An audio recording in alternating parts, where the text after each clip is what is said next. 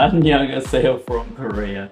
Welcome to Next Matcha, and today we're cooking Sogogi Bokkeum. Sogogi just means meat, and Gaji, it is eggplant, and you can see that right there, that purple thing. And then Bokkeum means we're gonna fry this up. Now, it's basically a bulgogi sauce, and I have a couple of special things. The first is that ginger there, and the second is this, which is plum extract.